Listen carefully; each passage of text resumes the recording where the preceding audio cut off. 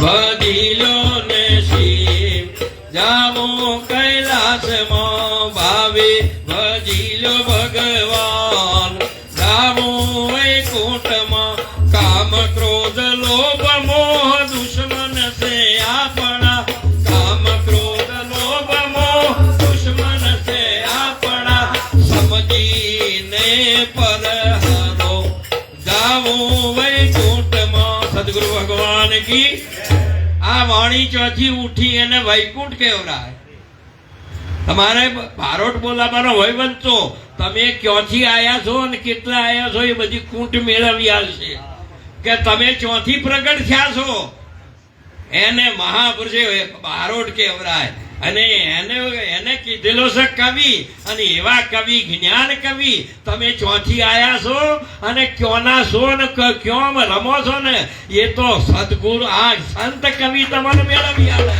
આ એ બારોટ તમારું ઠેકાણું પાડે પેલા તો નવું લક્ષી હજુ ખબર નથી મહાપુરુષે કીધેલું છે આવી સાચી વસ્તુને તમે સમજો હવે આટલી બધી ઉત્તમ મહિમા ગાયો ક્યાંથી આયા તો આ વાણી ક્યાંથી ઉઠી છે હમણાં સુંદર કોઈ બોલ્યું તો અમારા બોલ્યા હતા નાભી કમળ ને જો રોપ્યો છે 14 લોકની અંદર નાભી કોને કહેવાય ક્યાં લીધો સનો રોપ્યો છે જ્યાં સુધી ખબર નથી તેને મહાપુરુષે કે આ શબ્દ ક્યાંથી ઉઠે છે કઈ વસ્તુથી ઉઠે છે કે જ્યાંથી બીજી અનેક ના હોય ને એક હોય અને એથી મહાપુરુષે નાભી કમળ ને જો ફર ફર ઉઠ શબ્દ સવાયા क्यों अविनाशी को धाम है अंशे वासा वसाया अरे जागो जागो मोटा मुनिवरो सहजे सदगुरु पाया रणोकार नी धुन में आ मन क्यों मिलाया आ मन क्यों उठी शब्द से આ મહાપુરુષે શબ્દને પકડ્યો નથી અને એને હોભળ્યો નથી એ શબ્દ એ મન હતું ને એ જ સુરતા બની ગઈ શું બન્યું સુરતા બની અને એ જ સુરતા હતી એ જ મહાપુરુષે કીધેલું છે કે એ સમજ બની અને એ સમજ હતી એ જ્ઞાન બન્યું અને જ્ઞાન હતું એ તમારું સ્વરૂપ બન્યું આ રહી ભૂમિકા હે અર્જુન ઇન્દ્રિયોમાં મન તે હું છું અને તારે કીધું કે મન તું વળગું ક્યાં અથડા બીજો નથી પણ એ જ દૂધ હતું એ દહીં બન્યું ને દહીં હતું એ માખણ બન્યું અને માખણ હતું એ જ ઘી બન્યું અને એનો જ આ પ્રકાશ છે આવો જે ઉત્તમ મહિમા આવો જ્યારે તમારી ગરિમા જળવાય રે બાપ તમારો હોવો વિવેક જળવાય રે ભલે બધા આ વિશ્વની અંદર આવો તમે અધિકાર પણ લેશો અને એ અધિકાર પ્રમાણે તમે વિવેકથી વર્તશો આ ગુરુ મહારાજ એક જ છે આ વિશ્વની અંદર 2-4 ગુરુ હતા અને જો 2-4 ગણતા હોય તો એમ સમજજો કે એ એકડા ગણ્યા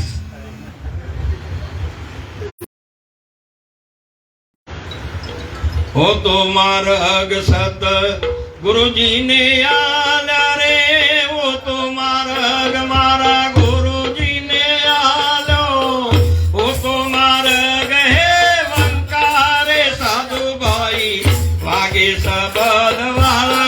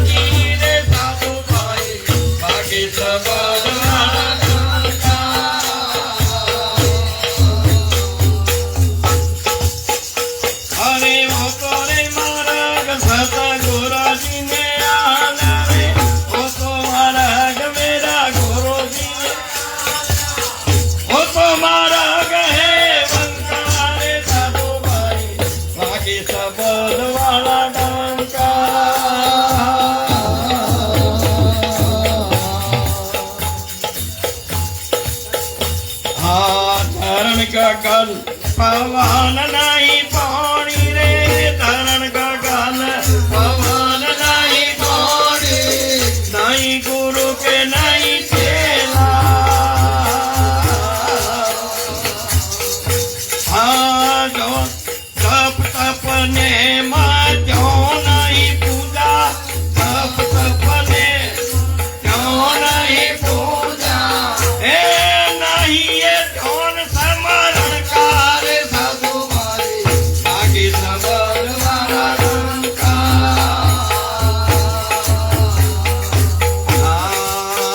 આપમ બ્રહ્મ ડગેરે નહીં ડોલે, બેહદ બ્રહ્મ રહેલા. ઓ પરારે પાર જેને દીદાર દર્શો, પરારે પાર જેને દીદાર દર્શો,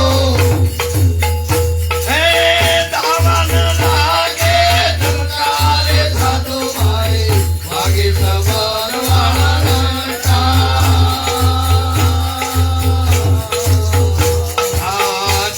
રે રામ ગુરુ પુરાને માનિયા, બેતિયા હે બ્રહ્મ કા. ઓ કહે બનાનાથ સતગુરુજી ના ચરણે, કહે બનાનાથ સતગુરુજી ના ચરણે, ઘોડા દીધી રે સબ સંખ્યા રે સાધુ મારી ભાગે સબદ વાળા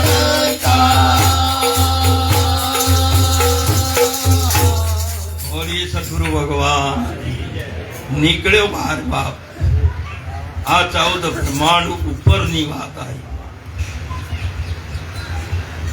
મીરા ગંગા સતી માતાએ કીધું, જોઈતો નથી હાસતા, ગંગા સતી માતાએ કીધું કે પિંડ અને બ્રહ્માંડ થી સદગુરુનો દેશ ન્યારો છે. ત્યાંની આ વાતો થાય છે. તમે તો આ ગામના આ ગામના આ આશ્રમ આ તમારે કેટલા બધવાસ.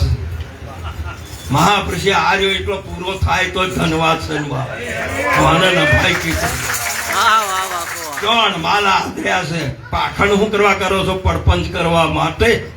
આ પડપંચ નું તો બંધાણું છે, વળી ફેર નવું કરવું છે. હા તો વાહ વાહ વનાઈ તો કેવો છે આ બધા. શું તમે આદર્યું છે? આ સનાતન છે. આ વિચારી સાચી વસ્તુ. મહાપુરુષે આ બધું જ મહાપુરુષોની એક મહિમા છે. આવો ઉત્તમ આવો અવસર મળ્યો, આવો વિવેક કર્યો, શબ્દ બહાર નીકળ્યો. 14 લોક ઉપર અમર લોક હે, જો ભા વિહારી લાલ ભજન વાળે તો મોરચે, જો વાગી શબ્દ વાળી ચોટ, શૂરતા લઈને આગે ચલી બાપ. એ દેશનો ભૂમિયો કોણ છે? અહીંયા હરજીવન બાપુએ કીધું કાયાનગરમાં કોણ વસે છે, કોણ બોલે છે ને કોણ બોલાવે, જગત કરતા કોને કહીએ, કોણ આવે કોણ જાવે. આ પ્રશ્નો કર્યા બાપ. આટલી વસ્તુ તમારે જાણવી પડે. કાયાનગરમાં કોણ વસે છે, આ કોણ બોલે છે ને કોણ બોલાવે છે, જગત કરતા કોને કહીએ, કોણ આવે ને કોણ જાવે. પણ આ આકડો માણા આડતિયાને કહીએ. આ બેઠા એ આડતિયા છે. આ આકડો મણ આડતિયાને કહીએ. ઠોમ વિના ક્યો અદોણી સુરતા જો ફળા ઠામ વિના ક્યો ઠરવું. આરે એકડો મણ આડતિયાને કહીએ. ક્યો જાવું ને શું? મહાપુરુષે કીધું અહીં જઈને પૂછવા. વેદ પુરાણ ભાગવત સુણી અને આ કાચો મનવો કરે કલ્પના. મહાપુરુષ પણ રેણી કેણી ના રસ્તા વચ્ચે મળ્યા ગુરુ ને મારો મન મળ્યો. શબ્દે મણી સુરતા ને સૂંપ્યો, તેમો ચિત્ત પરોયું. આ મહિમા જે વિદેહી શબ્દ છે, કબીરજીએ જે વર્ણન કર્યો, અને એ શબ્દે એ બીજકની અંદર તમે જોજો બાપ. મહાપુરુષે બ્રહ્મના 2 સ્વરૂપ છે.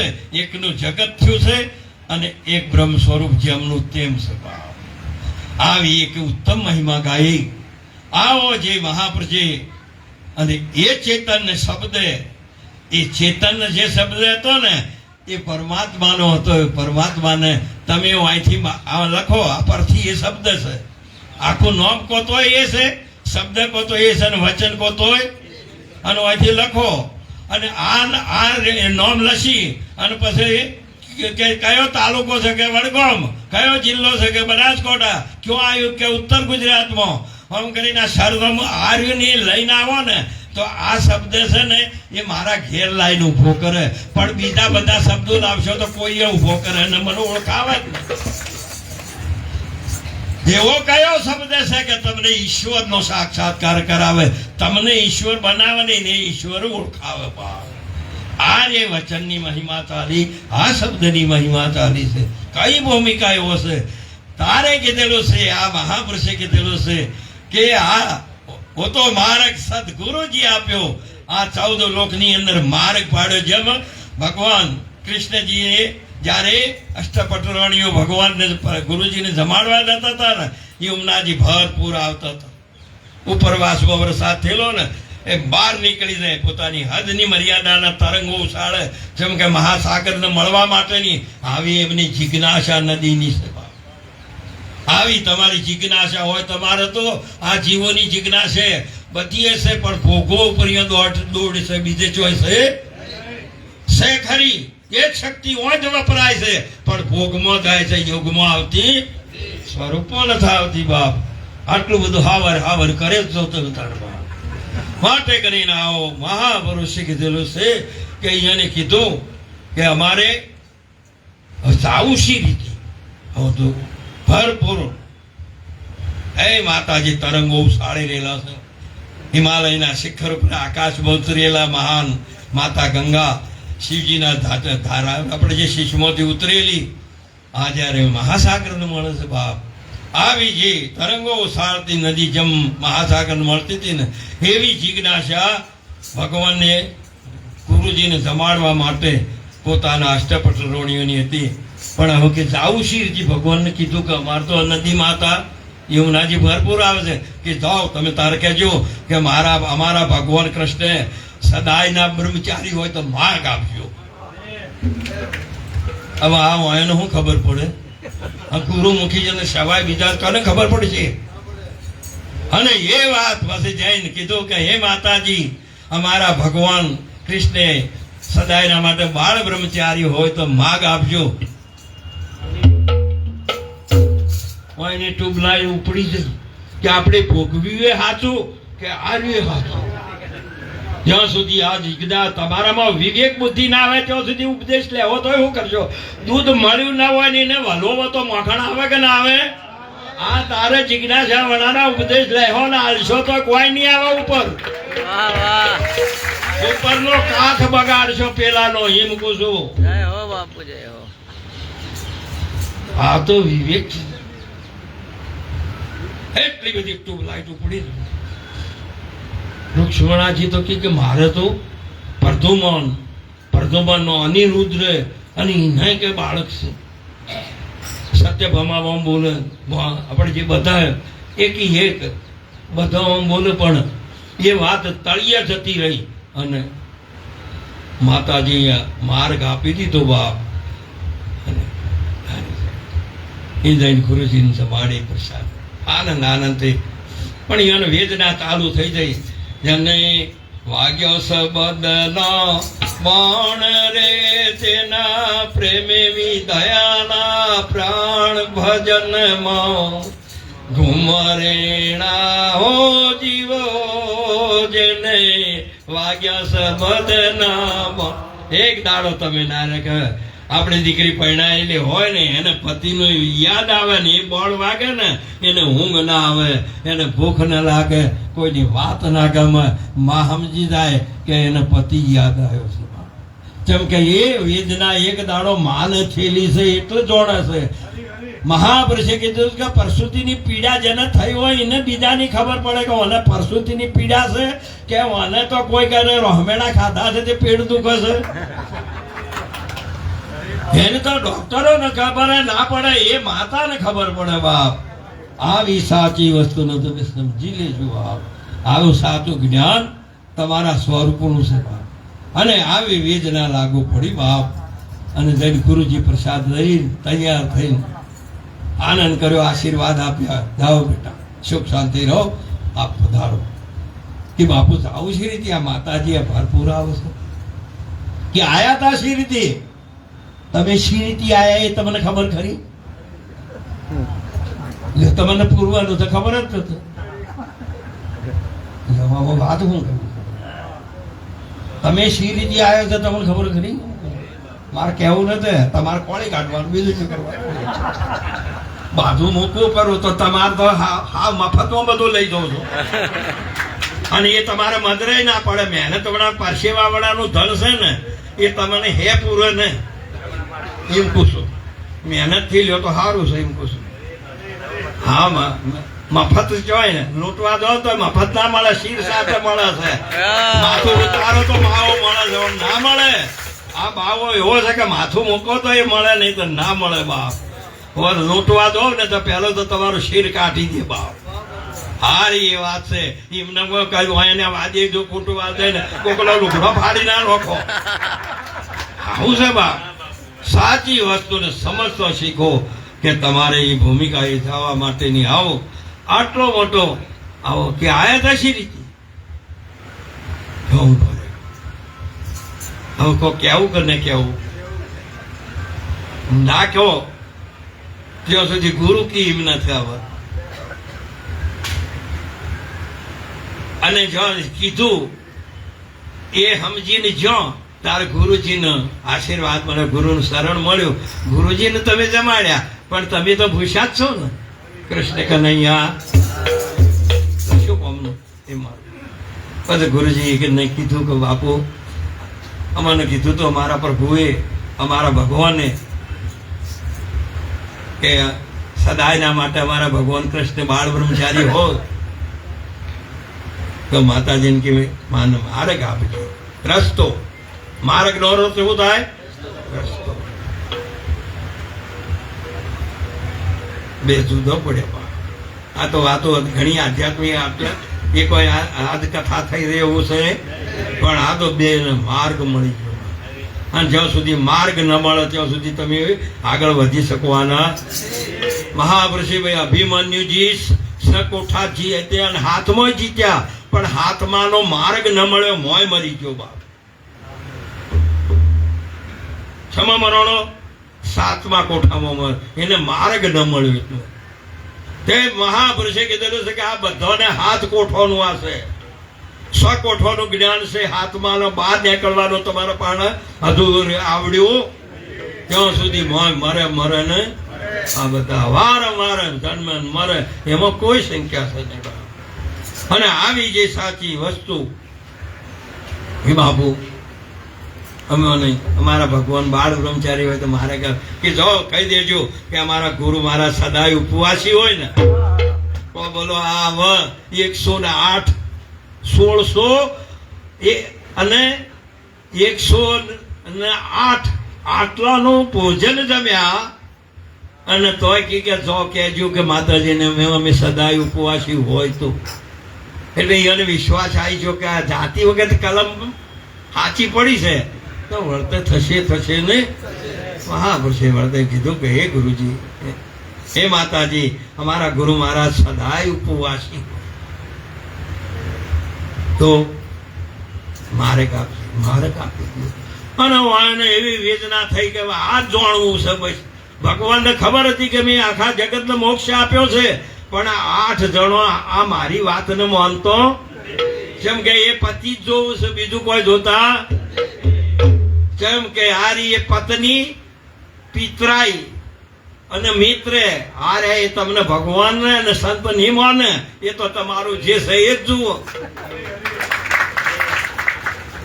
હવે ભગવાન ને કે મારું બિરદ લાગે, મારા હાથી આ એમનો સંબંધ છે, અને જો એ અધોગતિમાં જાય તો મારું બિરદ લાજે.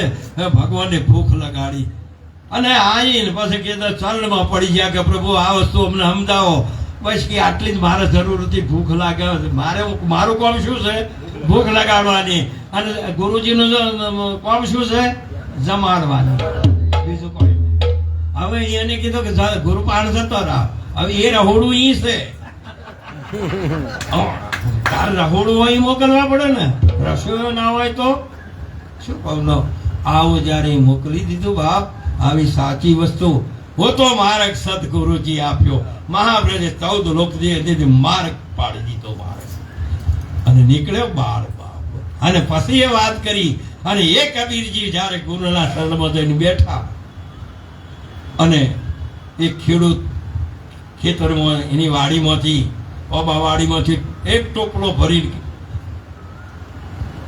ટોપાળી હાખો એવી પડેલી, આમ તમારે વખારમાં પકવો હોય અને હાખ હોય એમાં ફેર હોય.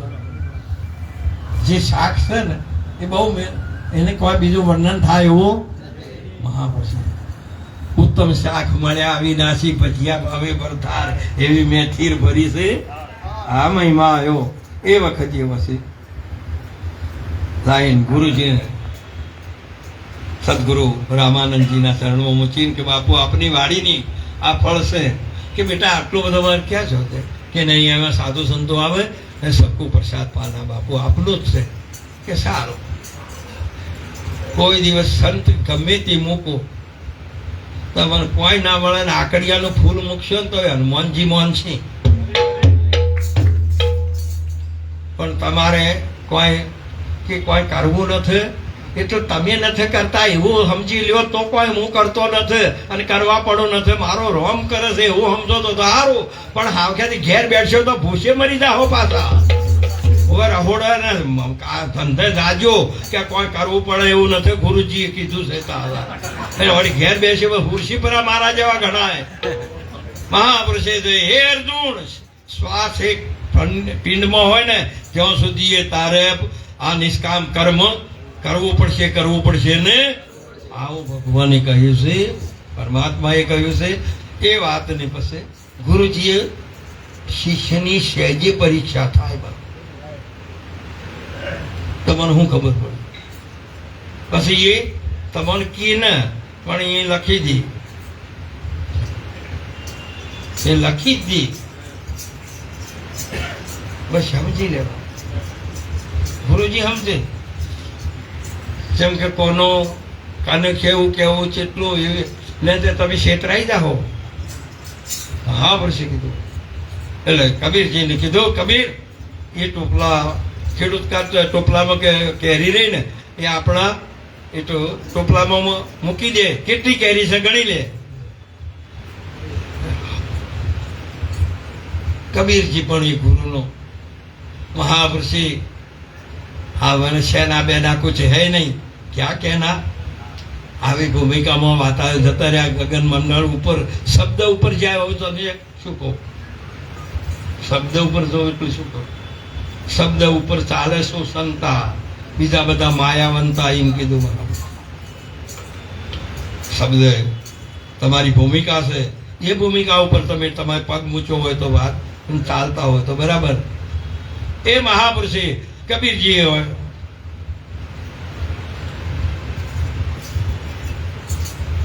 આમ મૂચી આ ટોપલો આમ કેવી કબીર કેટલી કેરી કે બાપુ કેટલી ને કેરી જ છે. કૃષ્ણ કનૈયા જો કોઈ બીજું કહેવાય એક કહેવા જાય તો સંખ્યા થાય છે. જયરામ ગુરુ પૂરા મળ્યા ભેદ દિયા બ્રહ્મ કા કહે બનાના સદગુરુજીના ચરણે છોડ દીધી સબ સંખ્યા.